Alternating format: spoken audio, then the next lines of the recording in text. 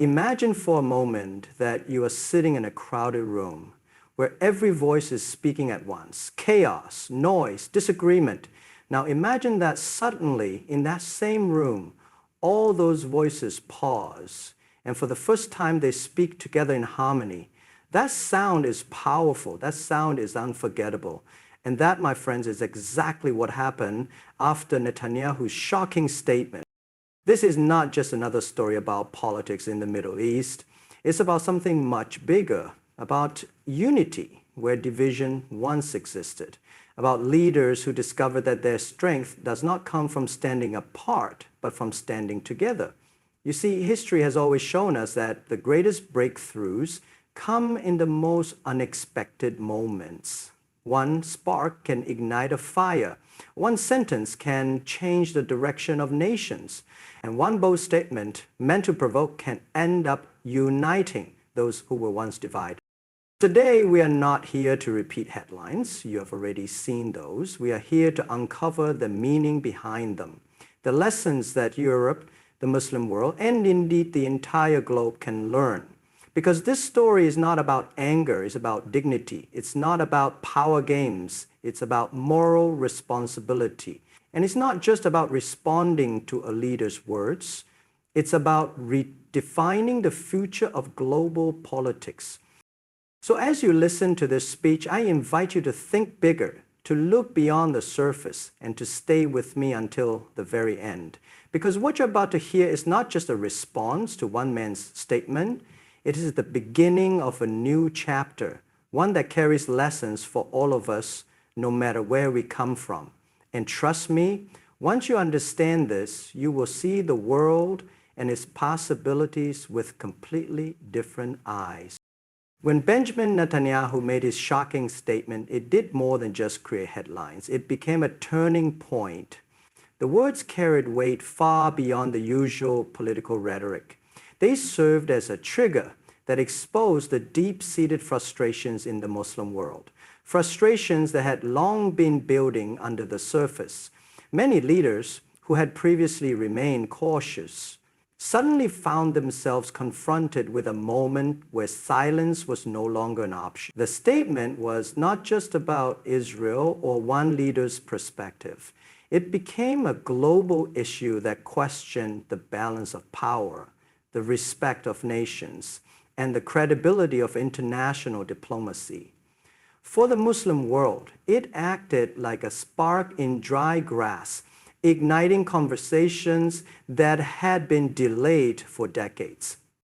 What made this statement particularly impactful was the way it cut across the existing divisions in the Muslim world. Normally, internal rivalries and political calculations keep leaders from speaking in one voice. But this time, the provocation was too direct to ignore. It forced them to step out of the comfort of bilateral diplomacy and think collectively. It reminded them that while they might differ on borders, trade, or alliances, they shared a common identity, and with it came a responsibility to respond together. The trigger was not just about geopolitics, it was about dignity, representation, and justice on the international stage. Globally, the statement did not go unnoticed. Media outlets across Europe, America, and Asia began dissecting it, giving the Muslim world an unusual spotlight. And with that spotlight came pressure. Leaders could not afford to appear passive or divided while the world was watching. This urgency created momentum for dialogue and unity. And even nations that often stayed neutral felt the push to join in. What Netanyahu may have intended as a bold assertion for his own political standing, ironically became the very reason his opponents gained strength in solidarity. In this sense, his words became more than a domestic statement. They became a global test. They questioned how far provocative rhetoric could go before it triggered a collective reaction. And this time, the reaction was clear.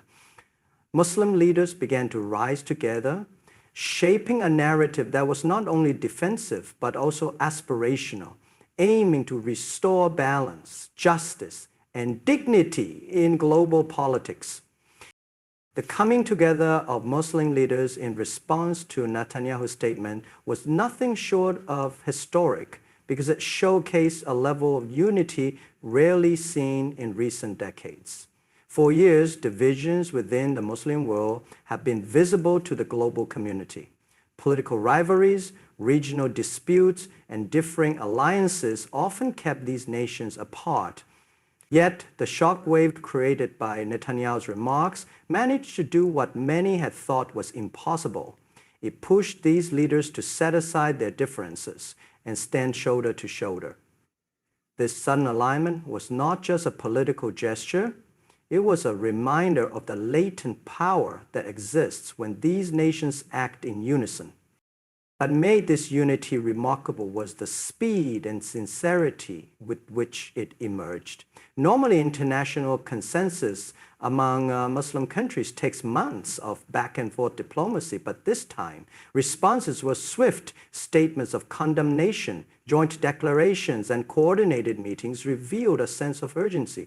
It was as though leaders realized that disunity at this moment would not only weaken their credibility, but also embolden those who sought to divide them. The symbolism of seeing leaders who often disagreed on regional policies now align around a single cause resonated deeply with ordinary people across the Muslim world.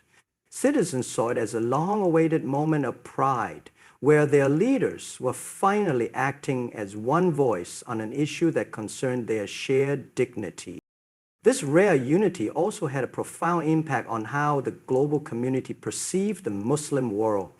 Instead of viewing it as fragmented and inconsistent, international observers witnessed a coherent and organized response. This mattered significantly in the corridors of European parliaments and global institutions, where influence is often measured not only by united or military power, but by the ability to present a united front. The cohesion demonstrated in the aftermath of Netanyahu's statement reminded the world that when Muslim leaders choose to align, they represent a vast demographic, economic, and strategic force that cannot be sidelined. The coming together of these nations also carried a symbolic weight that went beyond politics. It gave a voice to millions who often feel ignored in international debates. For once, the Muslim world was not speaking through fragmented channels, but through a chorus that demanded recognition and respect. That moment of unity, though born out of provocation, carried within it the seeds of a stronger collective identity, one that could potentially redefine the role of Muslim nations in shaping global conversations. In the wake of Netanyahu's statement, Muslim leaders realized that the most effective way to respond was not through threats or military escalation, but through diplomacy and dialogue.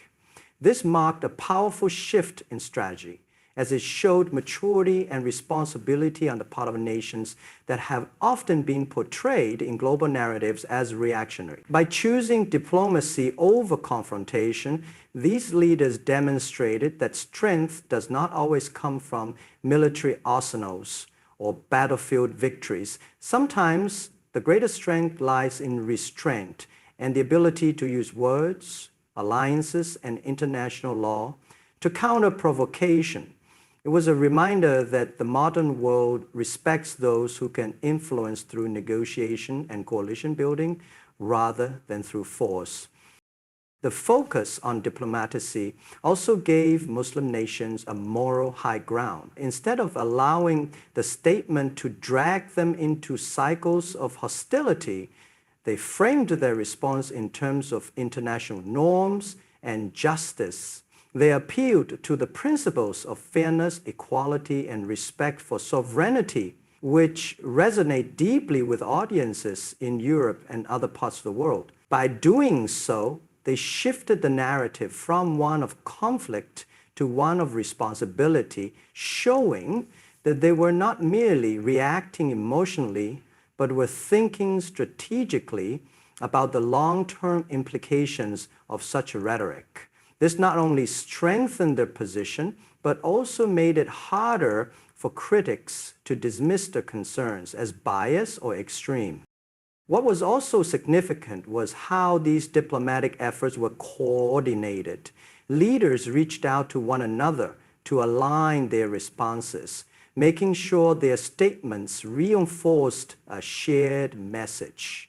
Embassies worked in unison, international bodies were engaged, and a deliberate effort was made to build pressure within the frameworks of the United Nations and other global institutions. This was a clever move because it ensured that the response was not just regional, but global, inviting allies outside the Muslim world to take notice and, in some cases, to take a stand. The emphasis on dialogue did not mean weakness. On the contrary, it reflected confidence. Muslim leaders knew that they had the numbers, the resources, and the global influence to push back without resorting to violence. By choosing diplomacy, they turned what could have been a short-lived outrage into a sustained movement for recognition and respect. It was a strategic reminder that true power lies not in immediate retaliation, but in shaping narratives, building alliances, and ensuring that the world understands where justice truly stands. The ripple effects of Netanyahu's statement extended far beyond the Muslim world and into the corridors of global politics. What might have been intended as a bold assertion on his part quickly turned into a catalyst that reshaped international calculations. Europe, the United States, and other global powers suddenly found themselves observing a new dynamic. Muslim leaders, who had long been seen as divided, were now speaking in unison. This created a fresh challenge for policymakers who had grown accustomed to leveraging divisions within the Muslim world to pursue their own strategic interests. With this unexpected unity, it became clear that any approach to the Middle East would now require a more cautious and balanced strategy, as ignoring such solidarity was no longer an option. The united response also shifted how global media framed the issue. Instead of focusing solely on Netanyahu's words, the spotlight expanded to include the collective reaction of Muslim nations. European audiences in particular began to see a narrative of dignity and cohesion rather than fragmentation and discord. This altered perception carried weight because public opinion in Europe plays a significant role in shaping foreign policy. Leaders in Western capitals could not afford to appear dismissive of a movement that was not only politically significant but morally resonant with ideas of fairness and justice. At the same time, the response of Muslim leaders disrupted the balance of influence in international institutions. In organizations such as the United Nations, the European Union, and even the G20, the sudden coordination among Muslim nations meant that their votes, voices, and negotiations could no longer be treated as secondary. Their collective weight had the potential to sway resolutions, influence trade discussions, and even impact security alliances. This was a reminder to the world that unity among these countries was not just symbolic, it had tangible consequences in shaping global governance. For the United States and Europe, this moment also brought a deeper reflection on their roles in the Middle East. The traditional reliance on certain alliances and power dynamics was being challenged by an awakening among Muslim leaders who were determined to present themselves as equal stakeholders.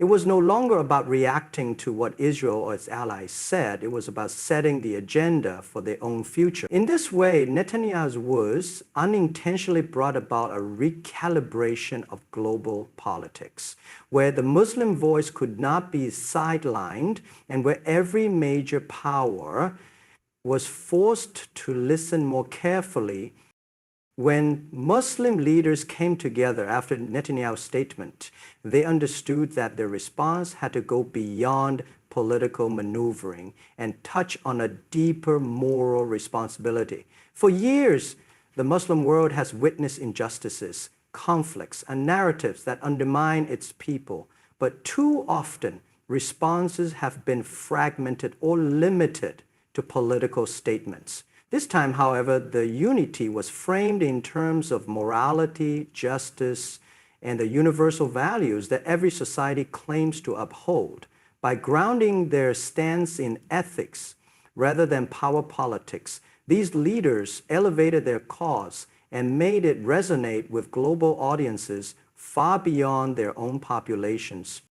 The focus on morality gave their collective voice a unique strength. Instead of appearing as though they were defending only their own interests, they presented themselves as advocates of universal principles such as human dignity, equality, and the protection of oppressed communities. This moral framing made their position harder to dismiss in Europe, where public opinion is sensitive to questions of justice and human rights.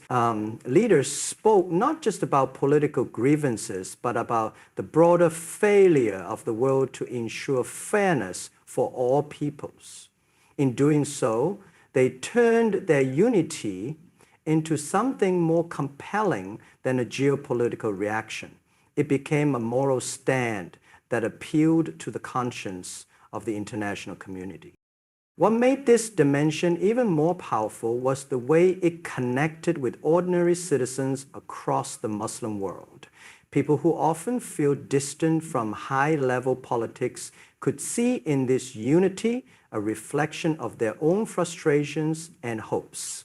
The emphasis on justice and equality gave them a sense of pride, as if their leaders were finally standing for values that mattered to everyone, not just for the interests of government. This moral connection between leaders and citizens strengthened the credibility of their stance and made it more difficult for opponents to undermine. Globally, the moral tone of the response forced other nations to think carefully before dismissing it. By speaking in the language of justice, Muslim leaders positioned themselves on the side of universal values, creating pressure on others to acknowledge their perspective. It was no longer a matter of choosing sides in a political dispute. It was about deciding whether or not to stand with fairness and equality. In this way, the moral dimension of their unity transformed the entire narrative, turning it from a reaction to a statement of principle that carried weight on the world stage. The collective response of Muslim leaders after Netanyahu's statement was not simply about countering his words. It was a declaration to the entire world that they would no longer remain passive observers in matters that directly affect their identity and dignity. For too long, Muslim nations have been portrayed as reactive rather than proactive, responding only when provoked, but rarely setting the agenda themselves. This moment shifted that perception. The unity and coordinated actions sent a clear message. Muslim countries are ready to demand respect, recognition, and equal treatment on the global stage, not as secondary players, but as essential stakeholders in shaping the future. This message was powerful because it was both defensive and aspirational. On one hand, it made clear that disrespect or provocation would no longer go unanswered. On the other, it positioned the Muslim world as a collective force seeking constructive engagement with the international community. The tone was not of isolation, but of inclusion, where leaders made it evident that they wanted a world order based on fairness, balance, and respect for all. This was a strategic shift because instead of appearing confrontational, the Muslim response invited dialogue while making their red lines unmistakably clear. The statement also carried a psychological weight that resonated globally. It reminded world powers that the Muslim world is home to over 1 billion people. immense natural resources, and critical geostrategic positions. Ignoring such a bloc is not only impractical but short-sighted. By voicing their unity, Muslim leaders transformed their collective presence into political capital. Suddenly, their influence in trade, security, and global policy discussions could no longer be underestimated. And this realization forced many countries to reevaluate how they approach the region. And at the same time, the message reached ordinary Muslims worldwide who often feel disillusioned with international politics. For them, this unity was a source of reassurance and pride, showing that their leaders were no longer content to be sidelined. It strengthened a sense of identity and belonging, fostering hope that their collective voice could shape outcomes in ways that had previously felt impossible. By sending this message to the world, Muslim leaders turned a moment of provocation into an opportunity to assert themselves with dignity and confidence. It was not just about responding to one statement, but about redefining their place in global politics as equals whose voices can no longer be ignored. Ladies and gentlemen, as we bring this message to a close, let us reflect on what this moment truly represents. Netanyahu's statement was not merely an isolated provocation. It was a spark that awakened a powerful realization across the Muslim world. It reminded leaders and nations that unity is not a choice but a necessity, that strength is not measured by weapons, but by the courage to stand for justice, and that influence is not gained through silence, but through a collective voice grounded in dignity. What we have witnessed is more than a response. It is the rebirth of a shared vision, one that speaks not just to Muslims, but to humanity itself, calling for fairness, equality, and respect in global affairs. This unity is not against the world, but for the world, for a better tomorrow where nations can coexist with honor, where voices once ignored are finally heard, and where justice becomes the foundation of peace. It is a message of hope, of responsibility, and of courage. And it is a reminder to all of us that even in the face of division, solidarity can emerge as the greatest strength of all. I thank you for listening with an open mind and heart. May this spirit of unity inspire us all, no matter where we come from, to work for a world where respect and justice are not dreams, but realities. I wish you all the very best in your own journeys, and may peace and wisdom guide us forward together. Thank you.